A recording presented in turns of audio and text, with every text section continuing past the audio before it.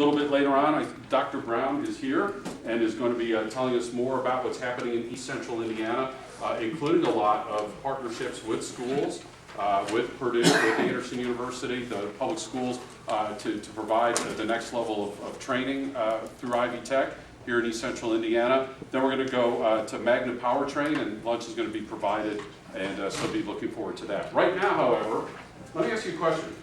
When you think of STEM, we hear so much about STEM, and Judy, you mentioned you all talk about math and everything. What kind of jobs do you think of when you hear STEM? What do you think? Just shout them out. Medical. I'm sorry? Medical. Medical. What else? Manufacturing. Manufacturing. What else? Engineering, right? Science, research.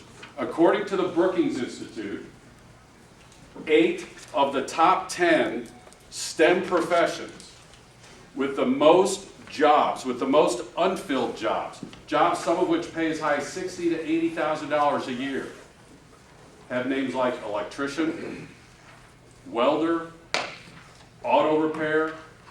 I've had 3 road trips in the last 3 weeks. I've had auto repair guys tell me they can't find folks to work the service bay. One guy up in Fort Wayne, high-end dealer, he'll pay $80,000 to some of his folks to repair those cars. Do kids know about that? They like working with their hands. We had to fix a bridge down in southern Indiana that goes from New Albany to Louisville. We had to import welders from other states. We didn't have enough welders, right? So the construction trades, the manufacturing, the building trades, the jobs are available. They can't be outsourced. They pay a good wage, and the folks need workers. And we need to make sure that you're aware so that students can be aware of the jobs that are there. Todd Pancake, Todd, is with the Indiana, Kentucky, Ohio Regional Council of Carpenters. So he's going to tell us what's going on in the field of carpentry and the jobs that are available, what he's seeing in today and tomorrow's labor force, and the academic pathways to get there. Judd Motzenbacher of Judd Construction will tell us what Judd Construction does, what they construct, and who he hires and what he's looking for in the academic preparation to be there. Julia Saltzgaber, whose organization is Quality Connections. It's a labor cooperative representing over 100 employers, especially electrical contractors, other building trades contractors. So Julia's here, same thing. She has all sorts of different fields of construction. And we're also fortunate to have with us from the United States Department of Labor, John Delgado. John, thank you for being with us today to tell us what you see from the federal perspective and what's happening here in East Central Indiana. So just for the convenience of our audience to kind of go left to right, Todd, why don't you go first? What's happening in carpentry? What are the jobs that are available, and what pathways do kids need to follow to get there? All right. Good morning. Thank you, Bill. My name is Todd Pancake. I'm the Director of Education for the Indiana, Kentucky, Ohio Regional Council of Carpenters Joint Apprenticeship and Training Fund. How's that for a long intro?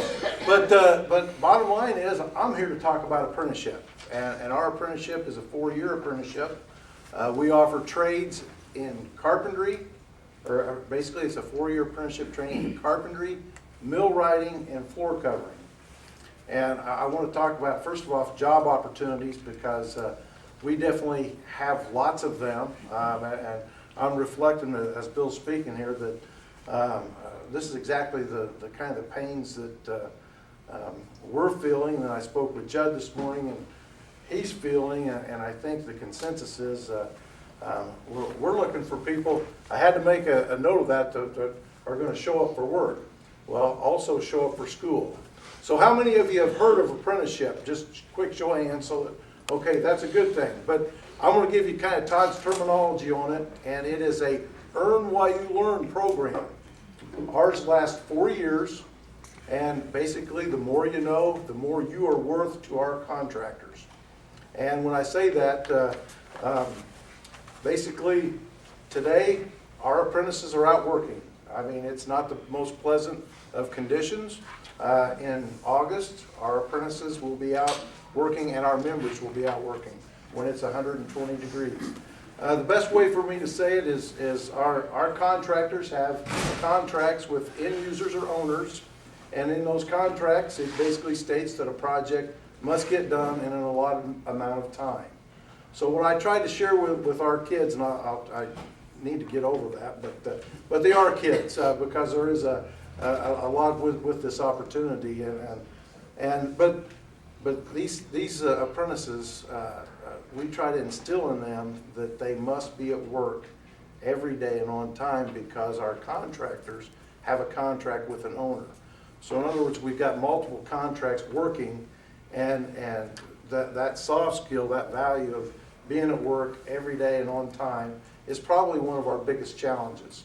So we definitely have some issues, I guess, with some soft skills that are very hard to teach. But basically, to talk about it, it is a 4-year program. In this 4-year program, there's many ways to get into it, articulation agreements, and I'm sure I probably have some with some of the schools represented in this room. But an articulation agreement is direct drive into our program. And we also have a new program with our Career Connect, where you can come into the program with 1 year's credit. If we have a CTE building trades program in here, this is something that we probably need to talk about, because we'd like to get an articulation agreement with you and work basically a carpentry angle to get some of your kids. Also talking about getting your kids, I'll take them in our front door. And when I say in the front door, basically it's with a work keys assessment, an interview, and then after that interview, they do have a couple hands-on projects just to see on their hand skills and see what they know. And then we have a 180-day, what we call probationary period. This puts Johnny Doe or Jane Doe out there on an actual job site, working in the field, because as I shared with you today, we probably have a few of our apprentices out there that are deciding this is not what they want to do if they are outside in these elements. But the same thing goes in the summer too. But this 180 days gives them a chance to say, hey, is this what I want to do, or is it not what I want to do? Talking on pay, we start somebody out at 45% of scale, and we've got about 35 different collective bargaining agreements across Indiana and Kentucky. I did get a count yesterday in our program. We are currently sitting on 1,585 registered apprentices in our program as of yesterday. We're about 200 higher than we were a year ago, and I say that, I'm just going to flat out tell you, when things really pick up this summer, there's going to be a shortage, and I want some of your graduates as soon as I can get that opportunity, or at least to share the opportunity with those graduates. To tell you a little bit more about it, though, it is an earn while you learn situation, and upon completion, each one of our graduates will get their Journey Certificate. The Journey Certificate is recognized all across the United States and Canada. They will get an associate's degree in the applied science of either carpentry, millwrighting, or floor covering. That comes from Ivy Tech.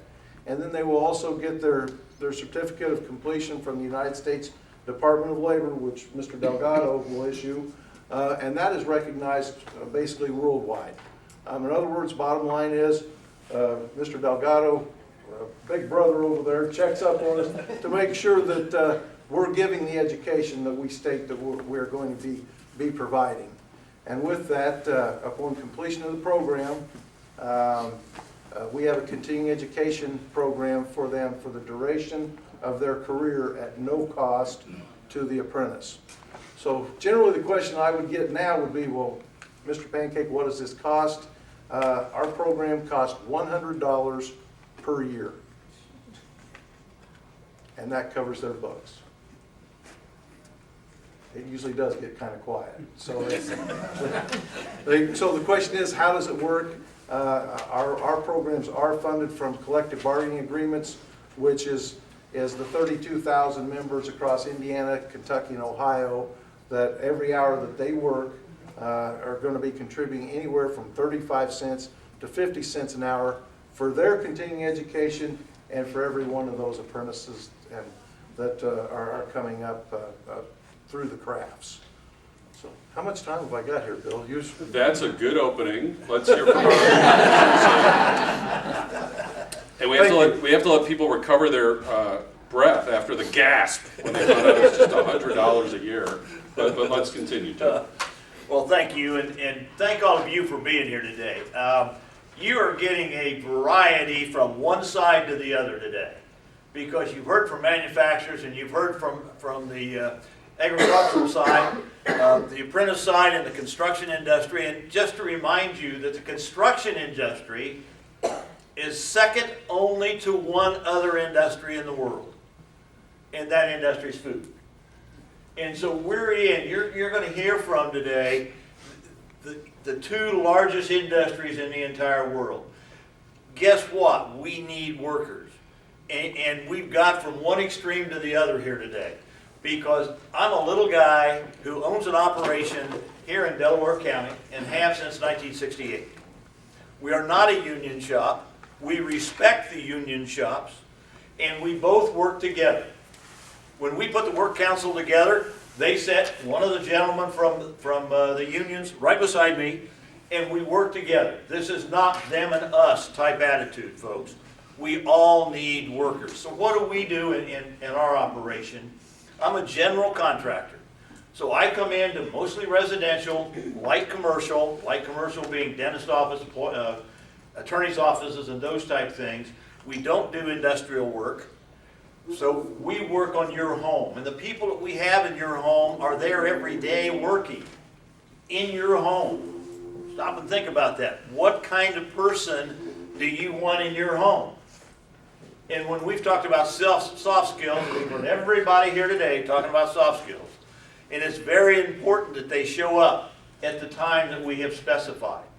As a general contractor, I'm working with them all. Electricians, plumbers, HVAC, excavators, you name it, and we work with that group. We use those people as trade contractors, is what we call them. Subcontractors, you may have heard as a different term.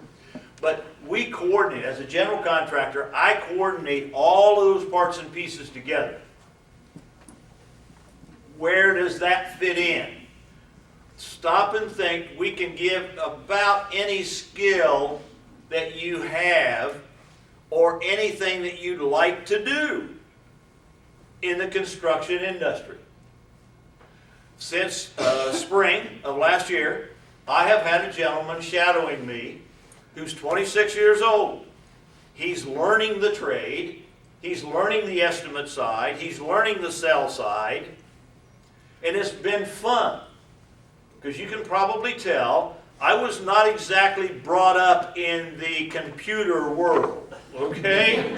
And they got me tied here to my computer, but I have it shut off. And somebody was talking about that. It shuts off. You can turn it off. It's okay. All right? Guess what? It's really interesting to go into a home with him.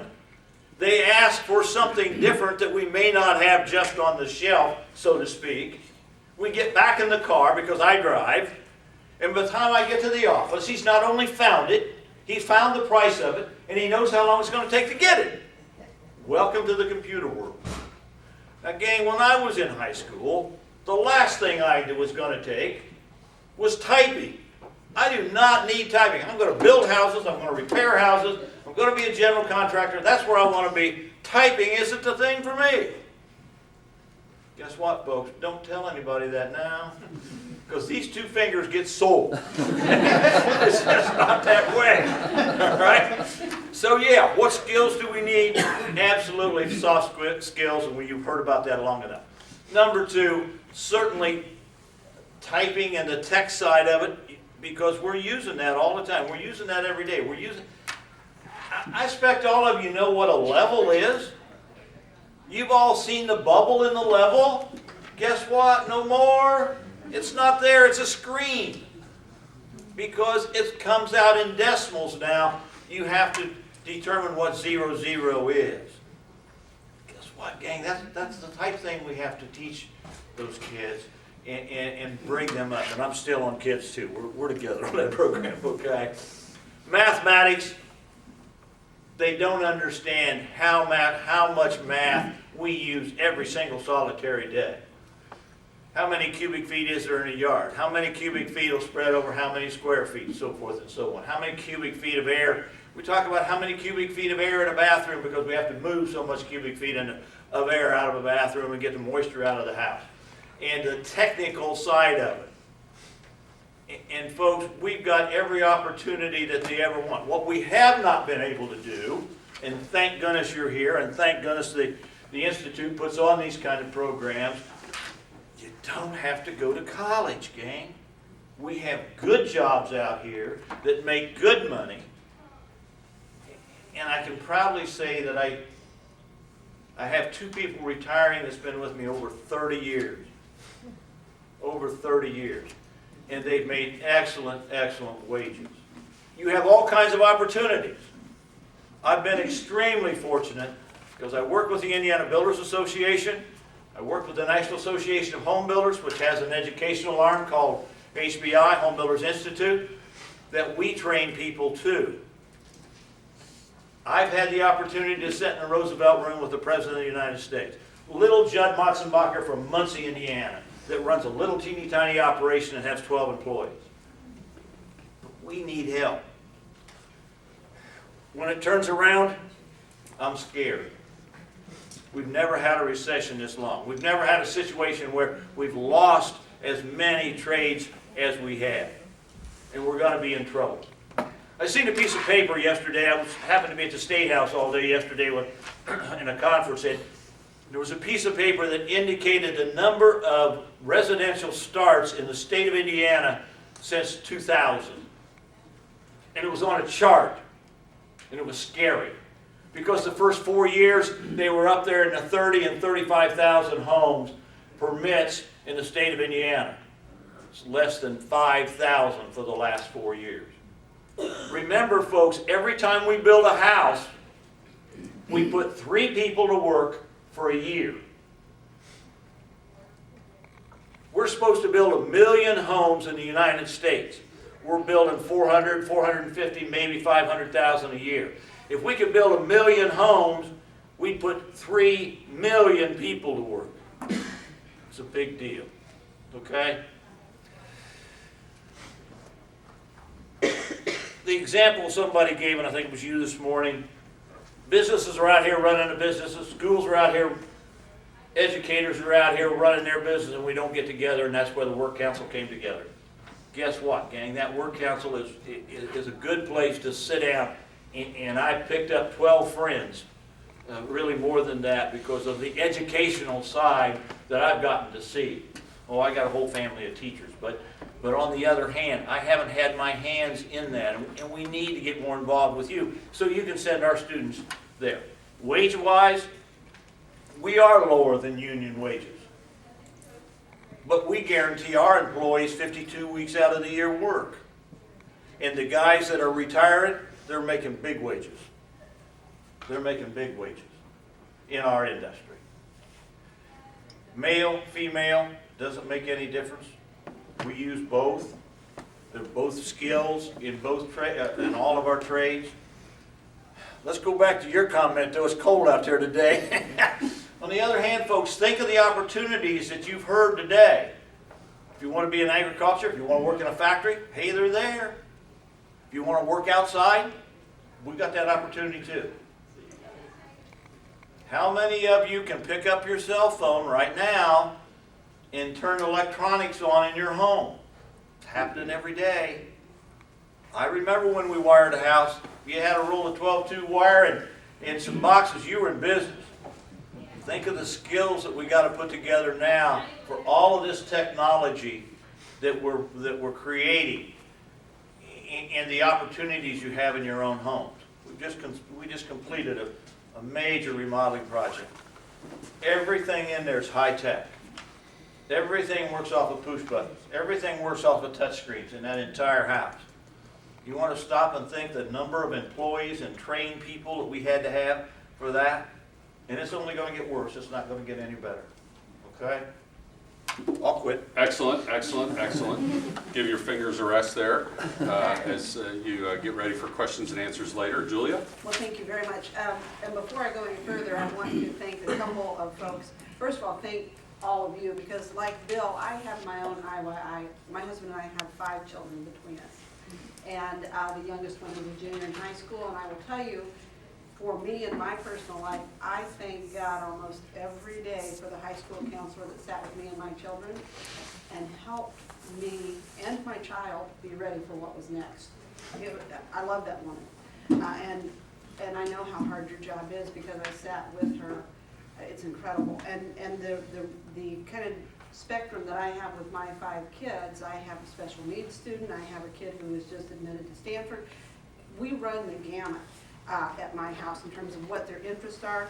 I took the position, and my husband and I take the position that it's not necessarily, and we were talking up here earlier about if we could kind of reframe the dynamic, it's not college or, it's skill development education beyond high school. And that's what I talk with my kids about, that's what I talk with any young person that I come in contact with. Let's understand what you'd like to do. And then we'll figure out what the right skill development or education or training is to help you achieve that. And in our case, and like you've heard here today, and the other group that I want to thank and tell you couldn't be in better hands is IYI. They do a great job. I have been blessed to attend, participate in a number of their outreaches, and what a great resource for all of you. I just encourage you to soak it up because it's really good. As are all of our partners though, Julia, but thank you. Well, you guys do a great job. Do a great job. I have worked with IDW 481 and the Contractors of Quality Connection for almost 20 years. I've been the executive director for nearly 2 years now. And I enjoy it, and I'm honored to represent the group.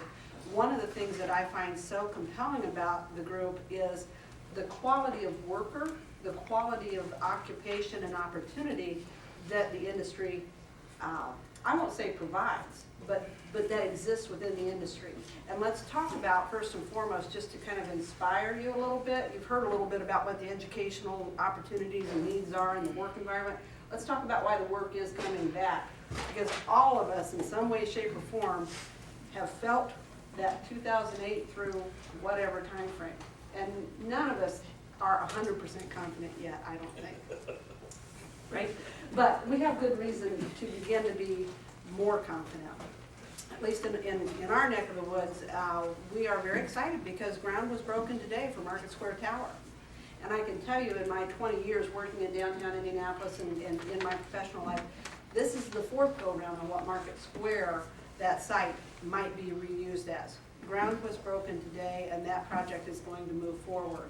In that same block, Cummins is going to establish their world distribution headquarters within the next 2 years. That's $40 million in new construction. The Indigo Transit Center in that same block will be wrapping up in another year. And just the construction goes on and on and on, just in one block of downtown Indianapolis. There are billions of dollars of construction coming online in central Indiana looking forward. And that's why Todd and Judd said, hey, we're going to need workers. We're going to need workers too. The other kind of demographic factor that impacts, I think, all employers, but we certainly, I know what my stats are for my industry, and it is electrical workers. More than 30% of our workforce is like me. They're baby boomers, which means that at some point they will be leaving the market as employees, right guys? You have 2 right now, right? Yep. You'd love to keep them, wouldn't you? Yeah, we have quite a few that are in that same position. And I also appreciated Bill's opening remarks about STEM. In fact, being an electrician, that, long before STEM was an acronym that we thought about, these were STEM workers. Mm-hmm. You need science, technology, engineering, and math. So when you're sitting with students and you think, okay, well, what's the right kind of man or woman to send our way, you need somebody who, with all due respect, I encourage you not to say to the kid who maybe can't cut it in other classes, well, go try working with your hands. If you can't work with your head and your hands, you're gonna struggle in some of these programs. We have great jobs. One of the gentlemen that spoke on the panel earlier talked about the transition from mechanical to automation. We really see that in our industry. About 9 months ago, I had the pleasure to tour the new insulin manufacturing plant there at Eli Lilly. I thought I was on the moon. I mean, the automation there and the precision and the process controls are, they lead internationally. It is an incredible facility that our electricians built. So being able to work on and repair, it's an automation and a high-tech situation. It's not a machine that is a mechanical item that requires that kind of repair anymore, and that's what we see so much in our industry. So you need a person, whether it's, again, a guy or a girl, that understands science, technology, engineering, and math. Yes, the soft skills are important, and in some ways, soft skills are just what I was brought up on, to a degree, meaning you're polite, you're courteous, you show up on time, you do what you say you're gonna do, kind of old school values in some ways, and we do look for that quite a bit. We try to cultivate that as well. Particularly our union apprenticeship program, it's a 5-year program. The students, and I say students, but actually they run the gamut in terms of age. We have some that are right out of high school, but we have some that have tried other careers. We have a couple of lawyers who have come on and are now union electricians or in the apprenticeship program. Runs the gamut. But at any rate, it's a 5-year program, 1,080 hours of classroom instruction, as well then 4,000 or so hours on the job. And a part of our requirement is that those apprentices will work with at least 3 employers in that time frame. And just like carpentry, it is an earn while you learn opportunity. And the tuition, there is none. The student is responsible for the cost of their books. So it's a good deal. It's a very, very good deal. I think I will stop with that because I know we'd love to hear from you, and I know John's got some important things to say as well. John's here from Washington, and he's here to help. I'm with the federal government, and I'm here to help you, right? First of all, a little bit about apprenticeship. That I know a lot of hands went up earlier that they've heard about apprenticeship. Well, Todd Pancake's program is under my jurisdiction, and so is Julie with Local 41, the electricians. But in the state of Indiana, we have about 900 registered apprenticeship programs. We're one of the largest. We have over 12,000 apprentices in the state of Indiana. And as Judd said, you know, they're the non-union shop. Every time people hear apprenticeship, a lot of people say, hey, you know, that's union or something. Well, a little background, and I don't want Julie to smack me up here, but in the state of Indiana, out of the 900, I'd say 80% are non-union programs. 80%. But out of the 12,000 apprentices, 75% are probably in the union shops because they have bigger groups. But we work with both, with the union and the non-union. That's our registered apprenticeship programs. And right now, I was glad to hear what's going on in the group that we have today. I found out 10 minutes I was going to be sitting up here. I just wrote with Todd to listen to the group, and they asked me to say a few words, so I will. And we're working a lot with school to registered apprenticeship, and that should get involved. I spoke with JAG the other day, and that's Job for American Graduates, right? Yeah, I got that right. And tomorrow morning, I'm speaking with the Auto Council, all the auto manufacturers in the state of Indiana and Indianapolis about registered apprenticeship and school to registered apprenticeship. What can a 16, 17-year-old do? People don't realize that, and I know in these contracts they say you have to be 18 years of age, but if you have school to registered apprentice, which they can do also, and I don't know of any more than probably, well, both of these, not just because they're here, attend job fairs at the high schools. They do it constantly. But they can be apprentices, 16, 17-year-olds, registered apprentices by law under 29 CFR 29. And while they're doing that, they be gaining that 4-year program, the 5-year program. They're gaining that through that. And the curriculum they're taking at their high school counts towards that. People don't realize that. There's a lot of internships, which I think is great. And I spoke with Connexus. I think they got a lot of money with interns. And we're trying to work something where they can be school to registered apprentices. Some in Connexus, or not just Connexus, but any high school that do have some internships, a lot of times they work for that employer for the 6 weeks, 4 to 6 weeks, and then they don't see them again. What we're looking at for a career, that's what apprenticeship is. You're getting in there, you want These individuals go into that particular occupation when they complete the program. At that internship or school to register apprenticeship, they're working for that employer.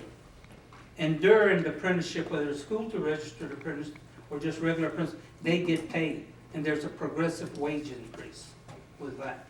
There has to be a progressive wage increase. Normally, we're looking at 144 hours of related instructions per year, 2,000 hours of OJT, on-the-job training.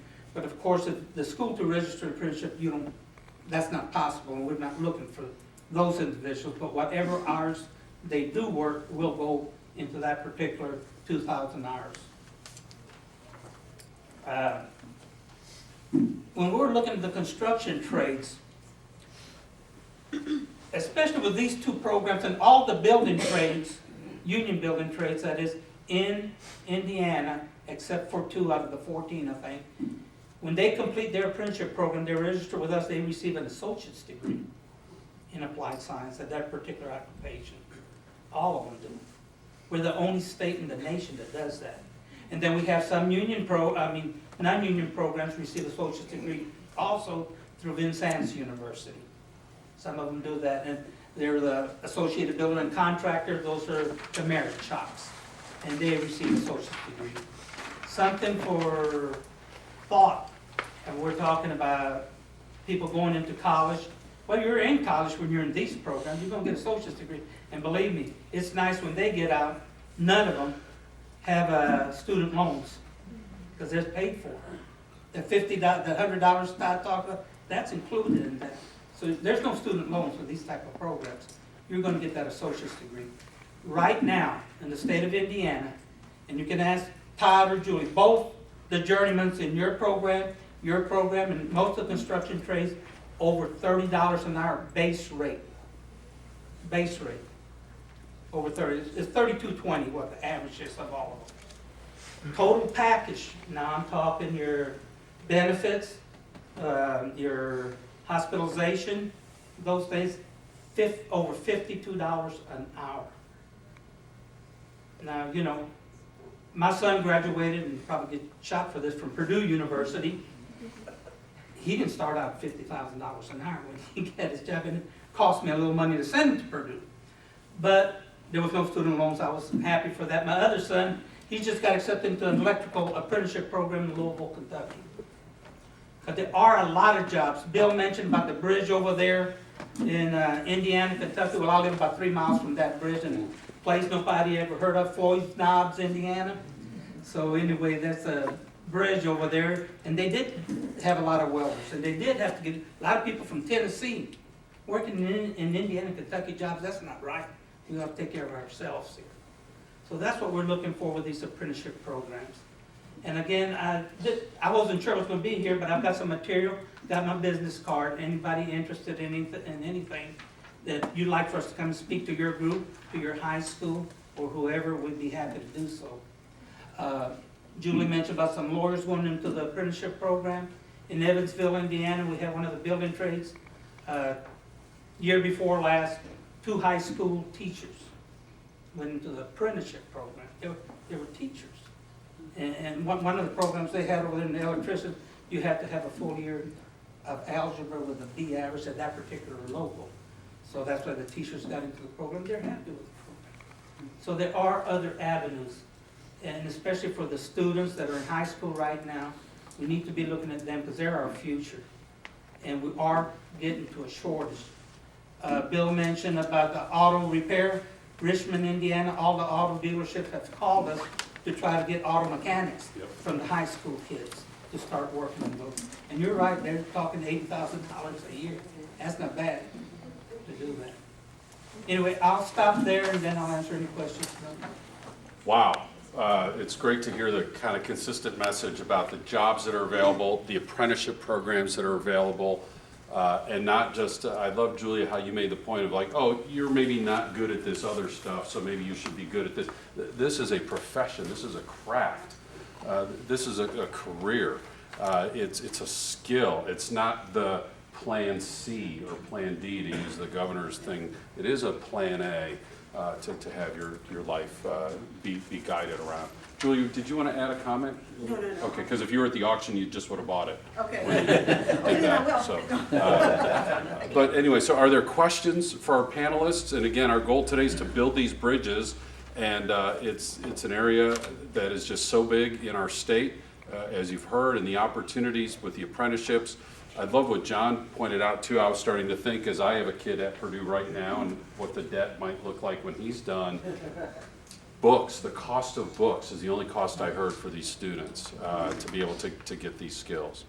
Just fantastic at so many levels. Any questions at all? Yes, sir. So And then with the two apprenticeship programs, with the cost, is there a work commitment they have to fill after they complete? They have to sign a non-compete agreement when they complete? What's the end requirement? We're looking at, for the carpenters, we're looking for a 10-year investment after they complete the program. Okay. And that is, if they get out of the 4 years and they complete the program, if they get into any other trade, doing anything other than carpentry, millwrighting, or floor covering, then there's no charge. But there would be if we did not get the 10 years. Hey, ma'am. My question is about how you structure the education and the work experience. So do they go to class? Yes, they do. Ours go for basically 1 full week per quarter. The rest of their training is that on-the-job training. And a minimum, we would love to see them get about, like John said, about 2,000 hours per year in the field. And then we're going to give them at least 160 in the classroom. And ours, we start with sort of a boot camp kind of environment, because we do want to send that apprentice out there understanding a little bit about the work environment, and, electricity is a scary thing. So some orientation there is pretty important. Beyond that, like I said, over the 5-year period, we do have 1,080 required classroom hours, and then another 8,000 that are on the job training. And that's why they rotate to 3 different employers, because they learn interaction with different kinds of project management personnel, different expectations and different cultures in employment, as well as different job opportunities, working on different kinds of construction projects. We have a question here, gentleman in the black shirt, and then we'll come across the room.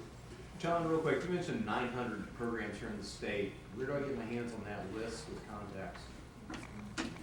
You can call my office. Oh, and I have a website that you can go to the website nationally, and then you can also go by state. It'll say Indiana. You can go by county, and it tells you what all registered, again, Yes, sir.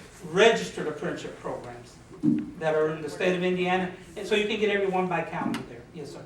What's the website? The website, tell us the website. Well, I'll make sure you get it. You can go to www.dol/OA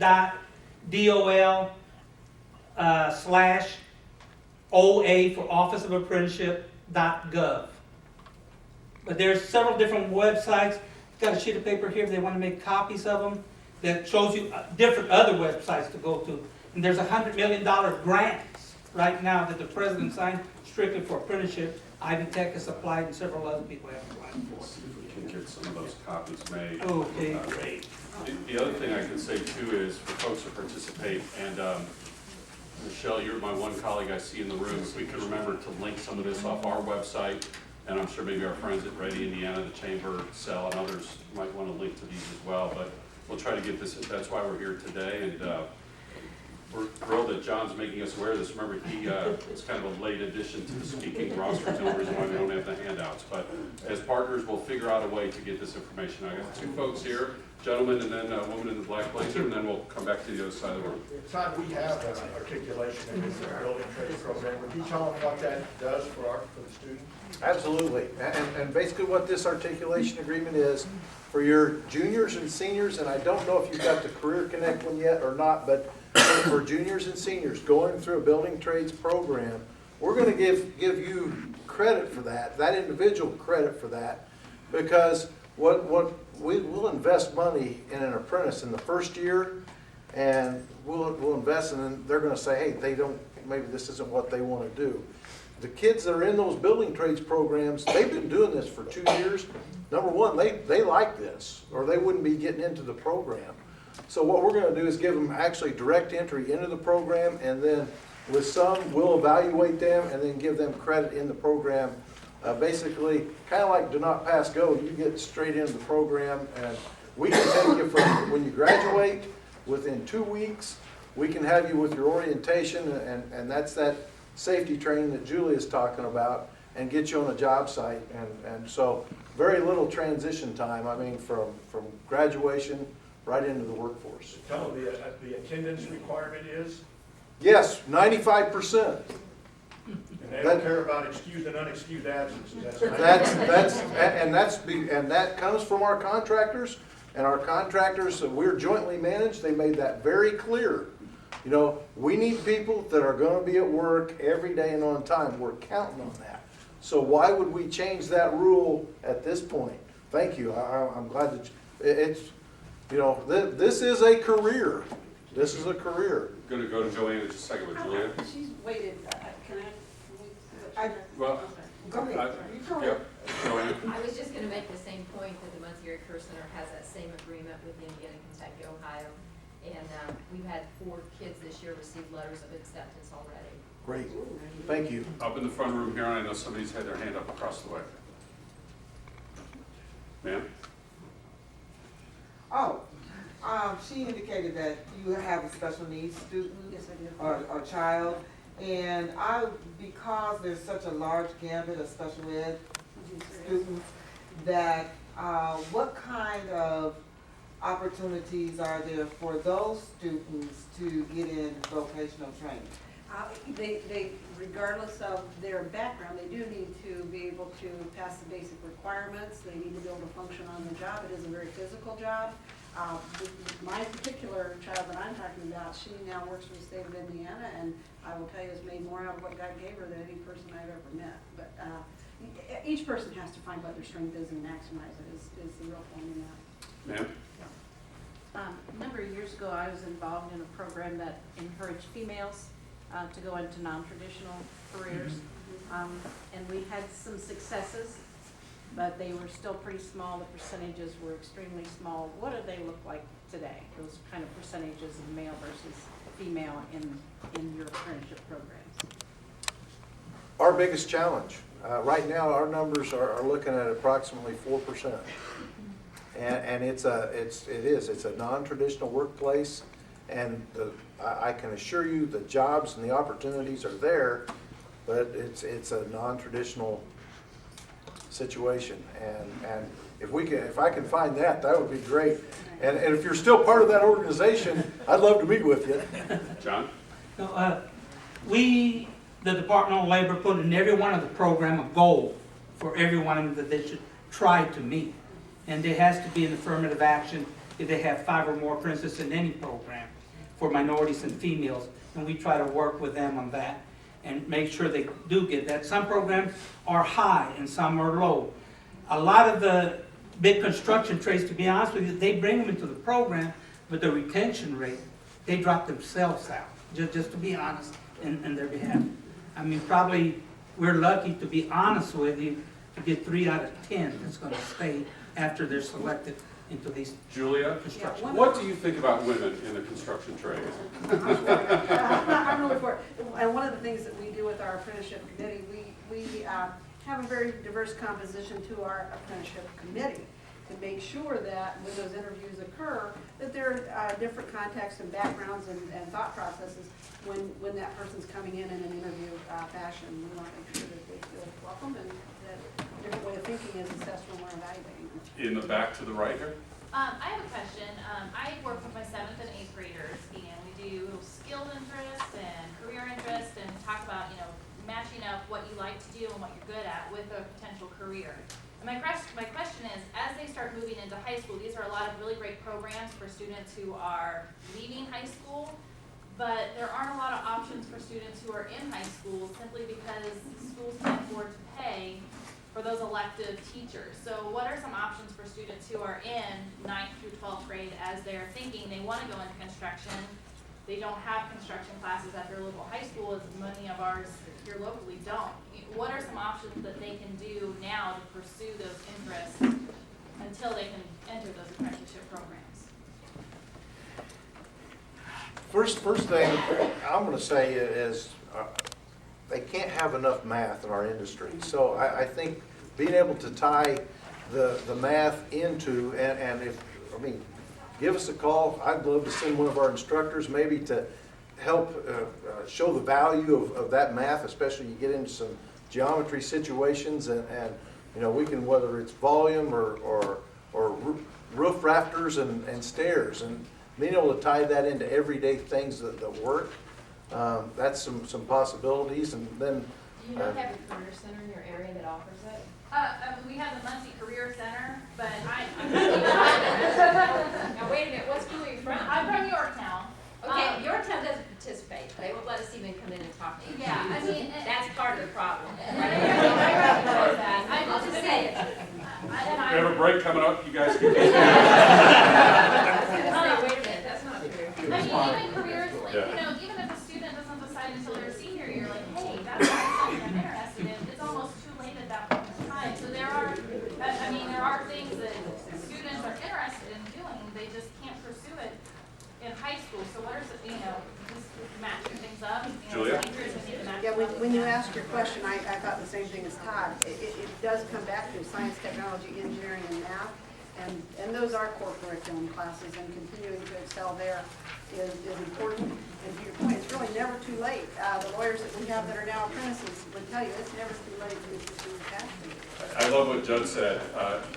Something along the lines of, if you can determine how many cubic feet of air are in a bathroom, you can get a job in construction. I thought, man, did I figure that out? I think I could, but it just shows the kind of math that's involved. To answer her question, a lot of employers will take younger people, they just have to be extremely careful what they put them on. But working in a hardware store, working in a lumber yard, working in those type places, you learn all of the parts and pieces that go with it. Because if sometimes just stop and look in your kitchen, for instance, and think how many parts and pieces are in that kitchen.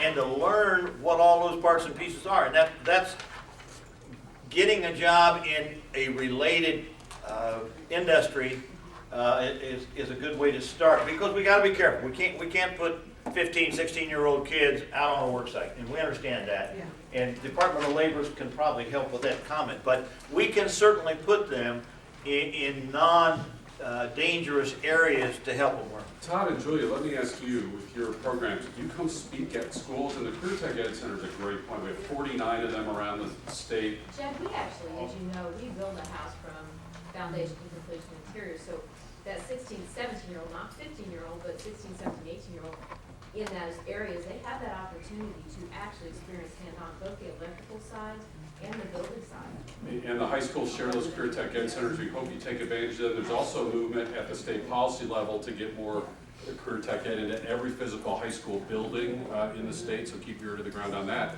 Hang on just a second, John. Todd and Julia, do you guys visit schools? Could somebody invite you to come speak so the kids can hear directly from you guys? Okay, and John, I'm sorry, we do both. We do come out to you to speak, and we work with the Indiana Construction Roundtable to host a construction high school career symposium in November of every year.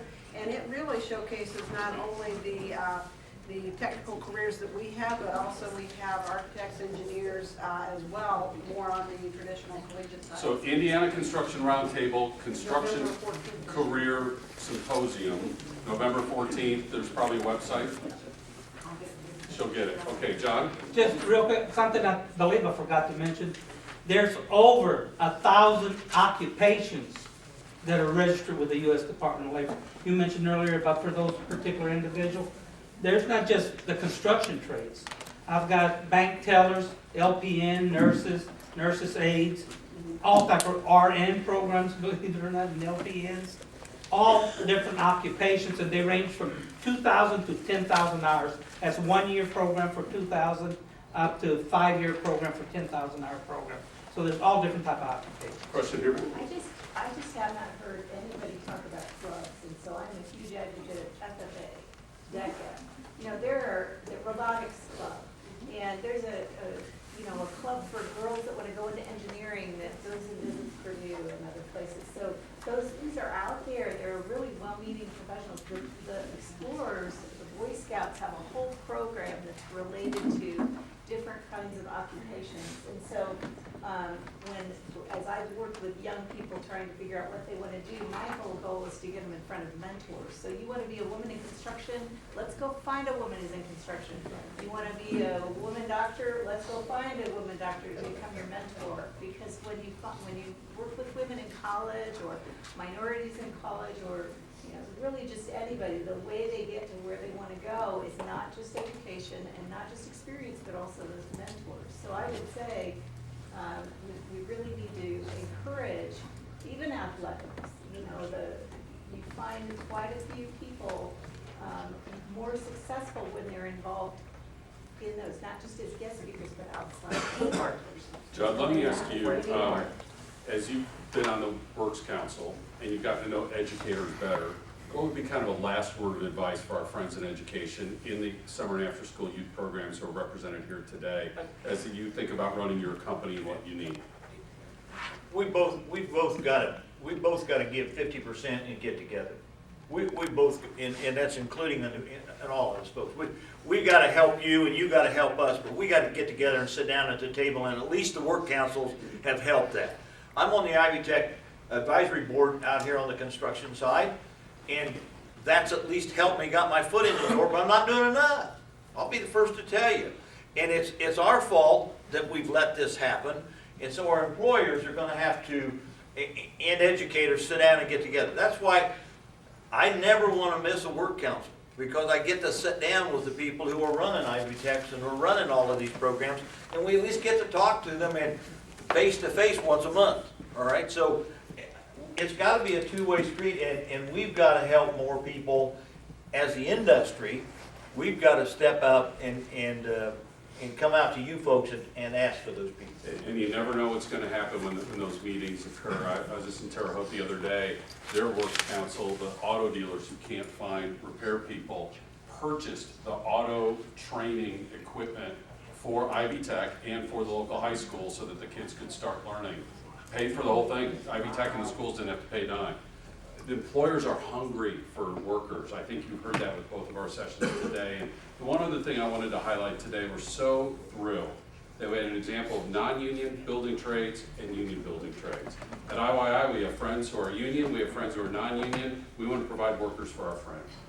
And we're so grateful that Todd and Julia were here with that perspective. Judd, as a business owner, with your perspective, and wow, for no prep, coming in at the last moment, John, thank you so much for the federal perspective. And I think, did Michelle hand out, did we get that U.S. Department of Labor website with the $100 million in grants that are available? Please thank our panel.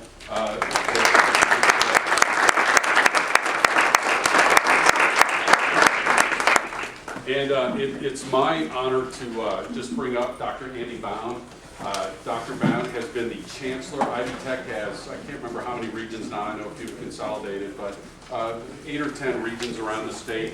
Each region has a chancellor, and then each Ivy Tech location within that region has a president. So Dr. Bound is the chancellor for East Central Indiana. He comes to us from Grand Rapids, Michigan, where he has an extensive background in community college leadership and fundraising.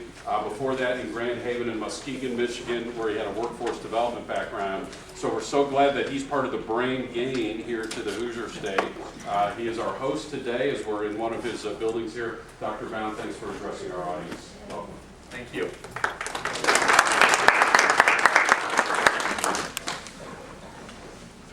So let's start out with the important things. I'm a parent. I don't have 4, I don't have 5, I have 2 and a dog.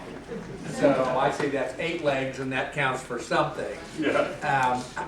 I will also say this, I'm also the parent of special needs children, plural. We have 2, they're both special needs. Our daughter Elizabeth is a student here at Ivy Tech. Her disability mirrors autism. And so I will tell you, she's getting a great experience here. Our disability services staff and our faculty are just really good at working with students who have a wide range of disabilities and provide for great opportunities. So we have the conversation in our house about what do you want to do? She loves kids. She wants to work in early childhood education. That's the program she's in. I will say, as a proud dad and the chancellor, she's doing really well. And as a chancellor and dad, I have a whole new insight that scares our faculty and staff here half to death now. But we also have the conversation, very honest conversation about return on investment. And her first advising conversation with our academic advisor here was around what program do you want to go into, and are you going to do the applied associate degree or the Associate of Arts and Associate of Science? She, because we had the conversation, she looks at me and says, Dad, and I said, no, Elizabeth, it's your turn to answer. And the question is, what's the return on investment of your education?